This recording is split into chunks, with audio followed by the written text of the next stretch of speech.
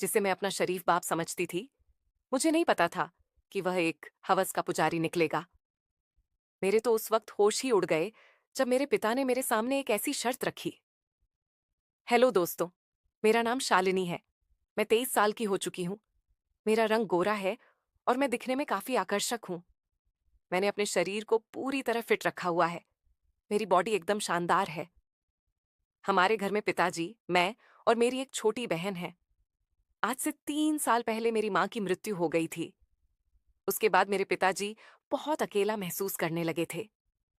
पिताजी का ये अकेलापन मुझे बर्दाश्त नहीं हो रहा था, क्योंकि वह हमेशा उदास उदास रहने लगे थे।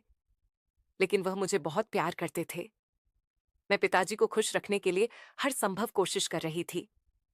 कुछ समय बीता तो धीरे धीरे पिताजी के स्वभाव में थोड़ा बदलाव आने लगा।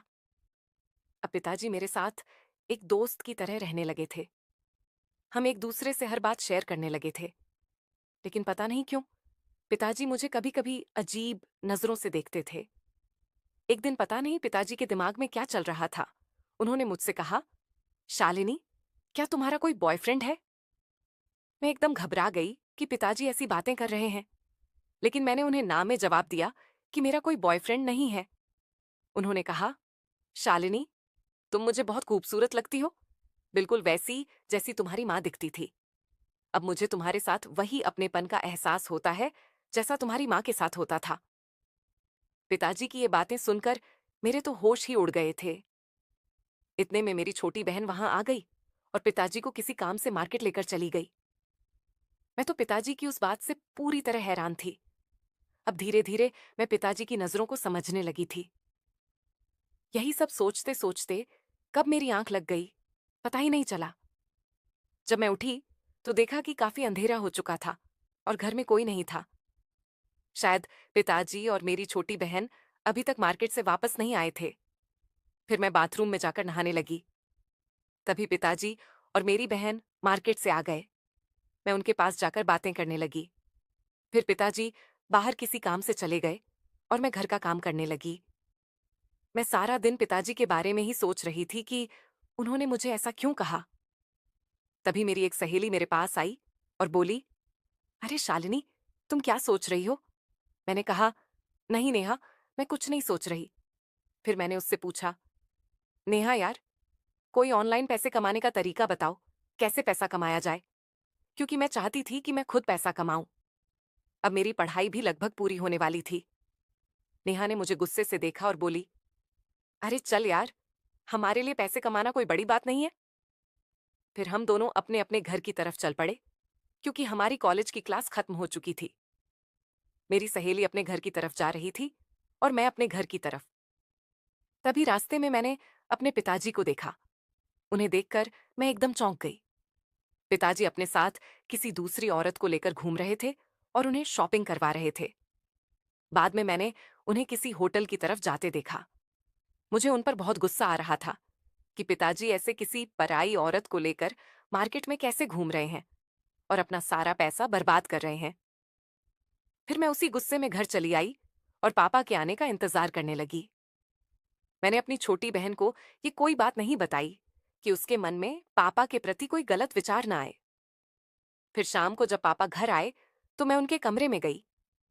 देखा तो वह टीवी देख रहे थे। मैंने उनसे पूछा, पापा, आप मार्केट में किस औरत के साथ घूम रहे थे?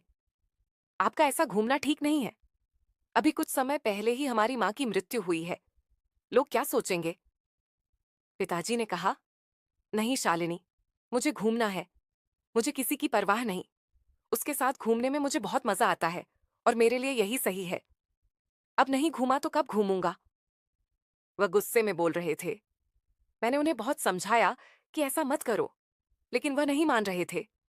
मेरी बहुत कोशिशों के बाद उन्होंने कहा, ठीक है, उसके साथ नहीं घूमूंगा, लेकिन मेरी भी एक शर्त है। अगर तुम वो पूरी करोगी तो मैं उसके साथ रहना भी छोड़ दूंगा। मैंने कहा, हाँ बताइए, क्या शर्त है आपकी? तो पिताजी तुरंत बोले, जैसे मैं उसके साथ घूमता हूं वैसे आज से तुम मेरे साथ घूमोगी और मेरी जरूरतों को भी पूरा करोगी। मैंने कहा, नहीं, ये नहीं हो सकता। मैं भला क्यों आपके साथ ऐसा करूं? तो पिताजी बोले, तो फिर ठीक है, मुझे मत समझाओ। मैं जो कर रहा हूं तुम मुझे मत टोको। फिर मैंने कहा, चलो ठीक है, शाम को सोचकर बताती हूँ। इतना कहकर मैं उनके कमरे से अपने कमरे में चली आई और बैठकर सोचने लगी। अब मुझे पूरी तरह समझ आ चुका था कि मेरे पिताजी मुझसे क्या चाहते हैं। उनकी कही हुई बातों को सोच सोचकर मेरी टेंशन बहुत बढ़ गई थी।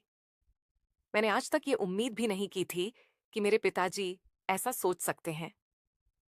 मुझे तो लगा था कि पिताजी बहुत शरीफ हैं और माँ की मृत्यु के बाद वे हमारा अच्छे से ख्याल रखेंगे, हमारे बुरे वक्त में हमारा सहारा बनेंगे। लेकिन वह तो अभी से गलत रास्ते पर चल पड़े थे। ये सब सोचने के बाद मुझे एहसास हुआ कि पिताजी खुद के साथ साथ हमारी भी जिंदगी बर्बाद करने वाले हैं। मेरी दिल की धड़कन इतनी तेज हो गई थी कि सामने कोई हो तो आसानी से सुनाई दे। फिर मुझे कुछ दिन पहले की बात भी याद आई कि पिताजी मुझे कैसे देख रहे थे। मैं उन्हें पूरी तरह समझ गई थी कि वे क्या करना चाहते हैं। मेरे पास बहुत बड़ी समस्या थी कि अब मैं क्या करूं। अगर मैं हाँ नहीं कहूंगी तो वह उस औरत के चक्कर में बर्बाद हो जाएगा और हमारी जिंदगी भी खराब हो जाएगी। मैं पिताजी को यह भी नहीं कह सकती थी कि वे मेरे साथ पति पत्नी की तरह रहें, क्योंकि दुनिया की नजर में वे मेरे पिता हैं। फिर मेरे दिमाग में अचानक ख्याल आया कि शायद ये बात घर के अंदर ही रहेगी। इससे मेरी छोटी बहन की जिंदगी भी बचेगी और मेरा पिता भी सुधर जाएगा। यही सब सोचते सोचते मैं सो गई। फिर सुबह जब मैं उठी तो पिताजी के कमरे में चली गई। शुरू में मैंने उन्हें बहुत समझाया, लेकिन वे मेरी एक भी बात सुनने को तैयार नहीं थे। फिर मैंने कहा, ठीक है पापा, मुझे आपकी शर्त मंजूर है, लेकिन पहले हम शॉपिंग करेंगे। मैंने पिताजी से कहा कि ये बात बाहर किसी को पता नहीं चलनी चाहिए और आप आज के बाद किसी के साथ नहीं दिखाई देंगे। उन्होंने कहा, ठीक है शालिनी, आज के बाद तुम जैसा कहोगी मैं वैसा ही करूंगा। पिताजी की बात सुनकर मैं उनके पास गई, जिसके साथ वे इधर उधर घूमते थे, और उन्हें अच्छे से समझा कर आई। फिर घर आकर मैं अपनी छोटी बहन के पास गई और नाश्ता बनाने लगी। क्योंकि आज रविवार था, हमें कहीं जाना नहीं था। फिर मैं, मेरी छोटी बहन और पिताजी ने नाश्ता किया। उसके बाद मैं और पिताजी शॉपिंग करने चले गए। मार्केट में पिताजी ने मुझे कई कपड़े दिलवाए, अपने लिए भी कुछ कपड़े लिए और मेरी छोटी बहन के लिए भी एक सुंदर ड्रेस खरीद ली। शॉपिंग के बाद हम एक रेस्तरां में गए, वहां खाना खाया और घर लौट आए। फिर शाम होते ही पिताजी मुझसे बोले, चलो अब अपनी शर्त पूरी करो। तो मैं भी शर्त के मुताबिक अपना काम करने लगी और पिताजी की सारी जरूरतों का ध्यान रखने लगी। उसी दिन से मैं पिताजी के साथ पति पत्नी की तरह रहने लगी। मैं उनका पत्नी की तरह ख्याल रखती थी और वे मेरा पति की तरह ख्याल रखते थे। उसके बाद हमारी जिंदगी में जो होना था वो हो गया। अब मेरे पिताजी बहुत खुश हैं और मैं भी हालात के मुताबिक बदल गई हूं। मैंने खुद को खुश रखना सीख लिया है।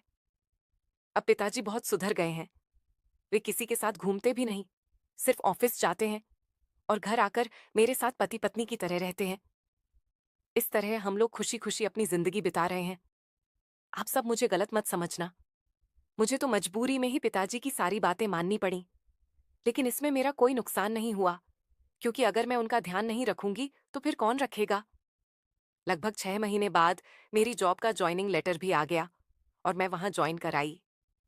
अब हमारा परिवार अच्छे से चल रहा है। घर में सभी लोग बहुत खुश हैं। अगर मैंने उस दिन पिताजी को नहीं समझाया होता तो पता नहीं वे आज कहाँ कहाँ गलत संबंध बना रहे होते और खुद के साथ साथ मेरी और मेरी छोटी बहन की जिंदगी बर्बाद कर देते।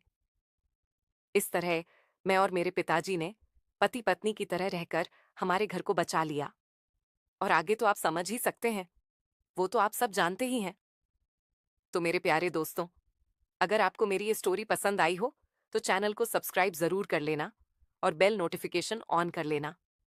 एक प्यारा सा कमेंट करके बताना कि आपको मेरी कहानी कैसी लगी। कल मिलेंगे एक नई वीडियो के साथ। धन्यवाद।